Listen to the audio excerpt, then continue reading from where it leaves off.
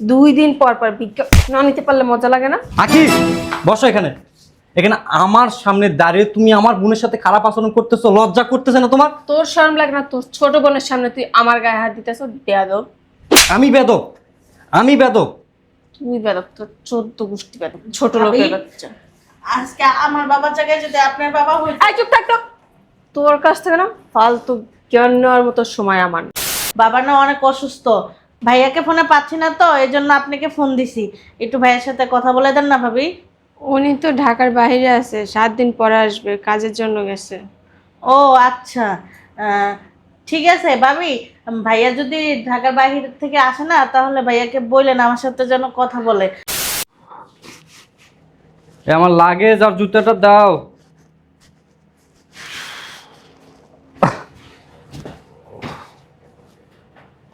এই যে তোমার লাগেজ আর এই যে জুতা। সব কিছু দিছে তো? হ্যাঁ, সব ঠিকঠাক ভাবে গুছিয়ে দিছি আমি। আচ্ছা।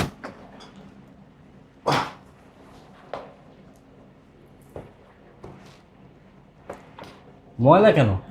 আচ্ছা তুমি দাঁড়াও, আমি পরিষ্কার করে দিতেছি। তাড়াতাড়ি নিয়ে এসো। জুতোগুলো আগে পরিষ্কার করে রাখলে কি হতো?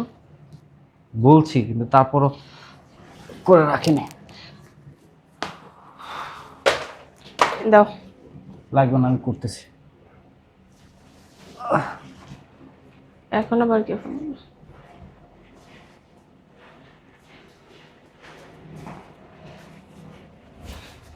শয়তানের বাচ্চা, ফোন দেওয়ার আর সময় পায় না। ফোন দিছে নিশ্চয়ই টাকার প্রয়োজন, এটা ছাড়া তার বাইরে কেউ স্মরণ করে না। আর ওর ফোন রেখে আমার ফোনে কেন দিল? ফোনে মনে হয় লাইন পাইতেছে না।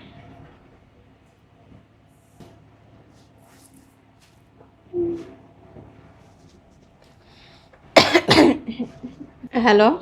আসসালামু আলাইকুম ভাবি। ওয়ালাইকুম আসসালাম। ভাবি, ভাইয়ের সাথে কি একটু কথা বলা যাবে? বাবা না অনেক অসুস্থ, ভাইয়াকে ফোনে পাচ্ছি না তো, এই জন্য আপনাকে ফোন দিছি। একটু ভাইয়ের সাথে কথা বলে দেন না ভাবি। উনি তো ঢাকার বাইরে আছে, 7 দিন পরে আসবে, কাজের জন্য গেছে। ও আচ্ছা, ঠিক আছে ভাবি। ভাইয়া যদি ঢাকার বাইরে থেকে আসে না, তাহলে ভাইয়াকে বললেন আমার সাথে যেন কথা বলে। অবশ্যই অবশ্যই যেন আমাকে ফোন দেয়। মানে বাবার না ভাইয়াকে খুব দেখতে চাইছে আর কি। ডাক্তার বলছে বাবার নাকি আর বাঁচবে না। আচ্ছা ঠিক আছে। ঠিক আছে ভাবি, আসসালামু আলাইকুম। ওয়ালাইকুম আসসালাম। কার সাথে কথা বলবো? ওই ব্যাংক থেকে ফোন দিছিল। এখন তুমি একটা কাজে বাইরে যাবা, এখন তো আর ব্যাংকে যাওয়া সম্ভব না। এই কারণে বলে দিলাম যে তুমি ঢাকার বাইরে কাজে আসো, 7 দিন পরে এসে তারপরে দেখা করো। বলে বাবা, তোমার তো দেখতেছি অনেক বুদ্ধি। আচ্ছা শোনো, আমার লেট হয়ে যাচ্ছে, আমি তাহলে উঠি। আচ্ছা ঠিক আছে, সাবধানে যেও, পৌঁছায় ফোন দিও। আচ্ছা। আর ঠিক মতো খাওয়া দাওয়া করো। তাহলে তুমি সাবধানে থাকো, নিজের খেয়াল রেখো। গেটটা লাগাই দাও। আচ্ছা শোনো, দাঁড়াও।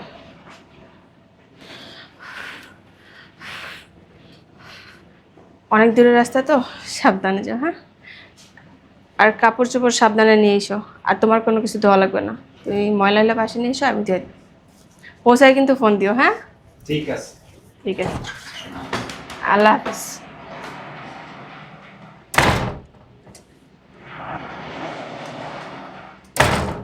যাক, ও 7 দিনের কাজে ঢাকার বাইরে গেছে। আর ওই বুড়াটাও অনেক অসুস্থ, ডাক্তার বলছে আর নাকি বাঁচবেন। আপরটা এই 7 দিনের ভিতরে না দুনিয়া থেকে বিদায় হইলে ভালো হবে। নাহলে 2 দিন পর এই টাকা লাগবো, ওই টাকা লাগবো, টাকা দিতে দিতে ফকির হয়ে যেতেছি। এতদিনে আল্লাহ বোধহয় মুখ তুলা তাকাইছে। যাক, ওই আপরটা যদি মরে না, আমি নিজে গিয়ে মসজিদে 500 টাকা দিয়ে আসবো। সয়।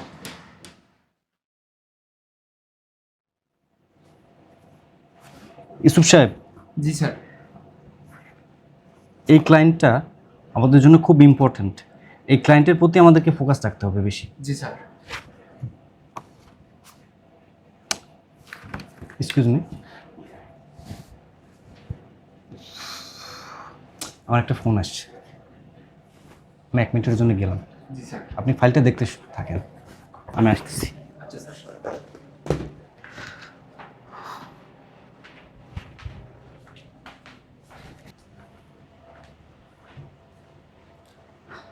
হ্যাঁ বোন বল। ভাইয়া তুই কই? আমি তো ঢাকার বাইরে আছি রে 7 দিন ধরে। আজকে ঢাকায় যাব বিকেলে। আমি তো ভাবিকে বললাম যে ভাবি ভাইয়াকে বললেন আমাকে একটু ফোন দিতে। কই ভাইয়া, তুই তো আমাকে ফোন দিলি না। তুই ভাবিকে ফোন দিতে বলছিলি কেন? সব কিছু ঠিকঠাক আছে তো? কোনো সমস্যা? হ ভাইয়া, সমস্যা কিছুই ঠিকঠাক নাই। বাবার শরীরটা না খুব অসুস্থ। ডাক্তার বলছে বাবাই আর বাঁচবো না। বাবাই তোকে দেখার জন্য পাগল হয়ে গেছে। তুই জানোস না, বাবা খুবই অসুস্থ।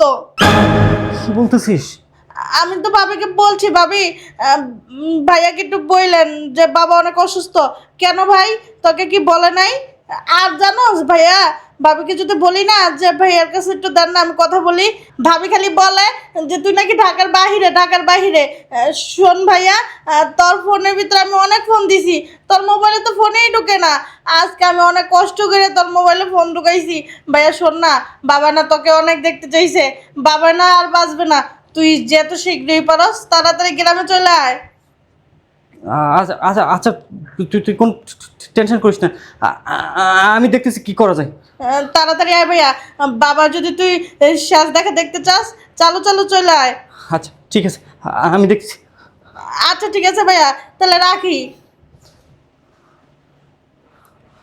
সাথী যখনই আখিকে ফোন দিচ্ছে, আখি বারবার বলছে আমি নাকি ঢাকার বাইরে, আমি নাকি ঢাকার বাইরে, আমি নাকি ব্যস্ত। বুঝলাম না কিছু।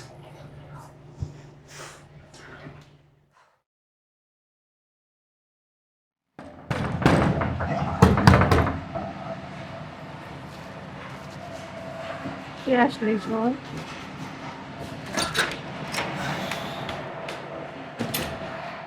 আর সাহেব তুমি? হ্যাঁ আমি। বাবারে বাবা। বসো বসো। আসতে কোনো সমস্যা নেই তো? না। আচ্ছা ঠিক আছে, তুমি বসো, আমি তোমার জন্য কফি বানিয়ে আনতেছি। হ্যাঁ, এই দাঁড়াও, এত অস্থির হতে হবে না, আমি কিচ্ছু খাবো না, বসো। কেন, কি হয়েছে? না কিচ্ছু হয়নি, বসো। এত দূর জার্নি করে আসছো, কফি খেলে একটু ভালো লাগবে শরীরটা। পরে খাবো না, তুমি বসো। আচ্ছা, গ্রাম থেকে আমার বোন বা আমার বাবা তোমাকে কি ফোন দিছিল? কই না তো।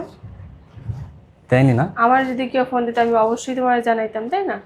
হ্যাঁ, তা তো অবশ্যই। যদি তোমাকে ফোন দিত তুমি আমাকে অবশ্যই জানাতা।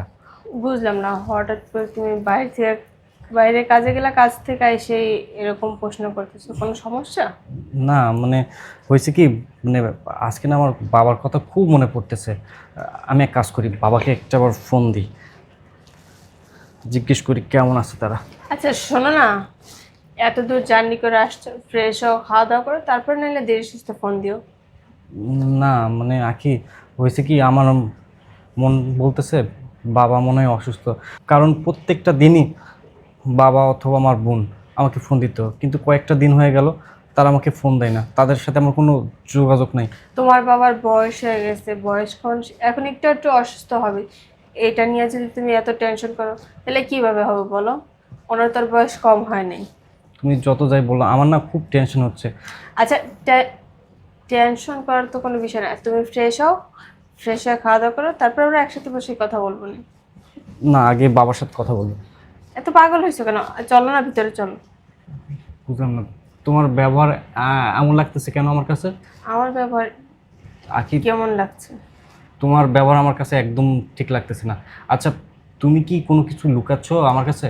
কই না তো, তোমার কাছে আমি আবার কি লুকাতে যাব? আর তাছাড়াও আমি কি কখনো তোমার কাছ থেকে কিছু লুকাইছি? না, আগে সেরকম তুমি কোনো কিছু আমার কাছে লুকাওনি, কিন্তু আজকে আমার মনে হচ্ছে তুমি আমার কাছে কিছু একটা লুকাচ্ছ। আর সব টেনশনে না তোমার মাথা উল্টা পাল্টা হয়ে গেছে, এই কারণে তুমি আমার সাথে এভাবে কথা বলতেছো। আচ্ছা সমস্যা নেই, চলো গিয়ে ফ্রেশ হও, দেখবা যে নিজের শরীরটা হালকা লাগবে। আখি সত্যি করে বলো, কিছু হয়েছে? কি হবে আজব কথাবার্তা তো, কিছু হলে তো অবশ্যই আমি তোমার বলতাম যে আশা এটা এটা হয়েছে। কি আশা বিষয়? কিছু হয়নি না? না তো। আচ্ছা, এক সেকেন্ড, অ্যাক্সিডেন্ট? বসো এখানে, আসতেছি।